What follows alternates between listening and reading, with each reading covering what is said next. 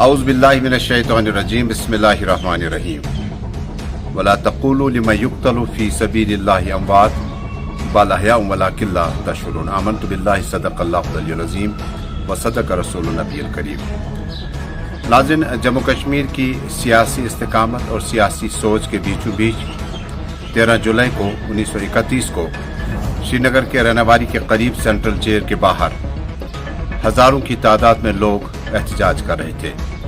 दरअसल एक कैदी जिनका नाम अब्दुल कदीर बताया जाता है, उनके खिलाफ शख्सी राज के दौरान महाराजा हरी सिंह की फौज ने या उनके बेंच ने, कॉन्स्टिट्यूशन बेंच ने कोई फैसला मुरतब करना था।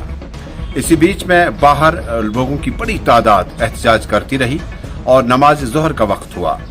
इस एहतजाजी मुहिम के दौरान एक शख्स नमाज ज़ोहर की अजान देने के लिए खड़ा हुआ और उसके बाद महाराजा की फौज ने उन पर गोलियां चलाकर उन्हें अब्दी नींद सुला दिया गया। इस अजान को मुकम्मल करने के लिए दूसरा कैदी उठा और यह सिलसिला 22वें कैदी तक जारी रहा।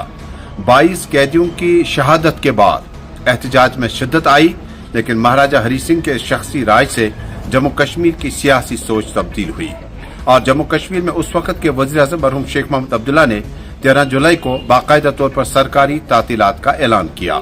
यह ऐलान 4 दिसंबर 2019 को धम घुट गया, जब बाकायदा तौर पर जम्मू कश्मीर की बीजेपी और उस वक्त के मरकज ने फैसला किया कि ये छुट्टी जो है इसको मनसूख कर दी गई। यहाँ तक कि शेख साहब के यौम पैदाइश की छुट्टी को भी मनसूख कर दिया गया।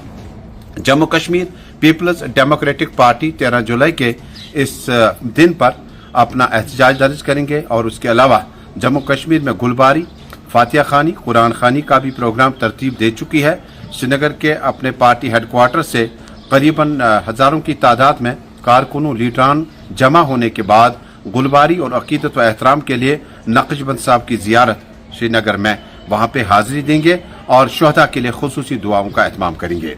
कुरान पाक का मैंने पहले ही आपको हवाला दिया, उसमें शुहदा के मुतल्लिक़ कहा गया कि शुहदा को मुर्दा मत कहो बल्कि शुहदा जिंदा है।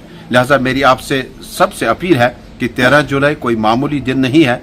यह एक कैदी या 22 कैदियों की शहादत का मसला नहीं है, बल्कि शख्सी राज के खिलाफ एक मुनज़्ज़म तहरीक चलाने और सोच में तब्दीली लाने का मौका है। जम्मू कश्मीर में इस वक्त सरकार नेशनल कॉन्फ्रेंस की है और नेशनल कॉन्फ्रेंस की सरकार क्या 13 जुलाई को आज के वक्त में पीडीपी और बाकी तंजीमों की तरफ से, चाहे वो किसी भी सोच या ख्यालात से ताल्लुक रखते हों, उनका जो तरतीब दिया गया प्रोग्राम है उसको किस तरह से शायद फैसिलिटेट करने में कामयाब हो जाएगी। देखना पड़ेगा नेशनल कॉन्फ्रेंस की सरकार और उस वक्त के नेशनल कॉन्फ्रेंस के बानी ने जो छुट्टी का ऐलान किया था। जम्मू कश्मीर की असेंबली में हमारे मेंबरान ने इसके लिए बिल लाई है, जिसको फिल वक्त जम्मू कश्मीर असेंबली के स्पीकर अब्दुल रहीम रास्ते ने फिलहाल लिस्टेड नहीं किया।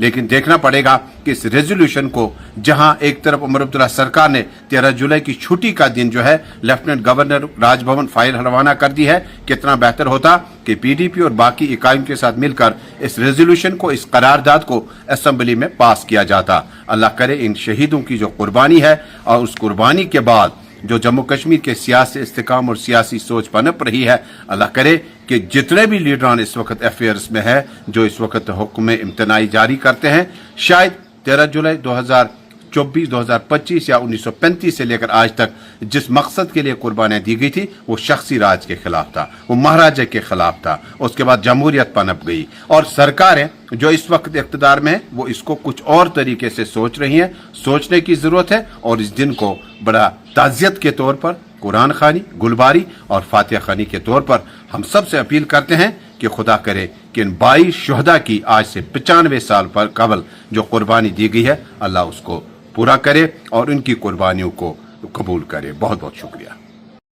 मजीद मुनफरिद और दिलचस्प वीडियोस के लिए हमारी YouTube चैनल जरूर सब्सक्राइब करें।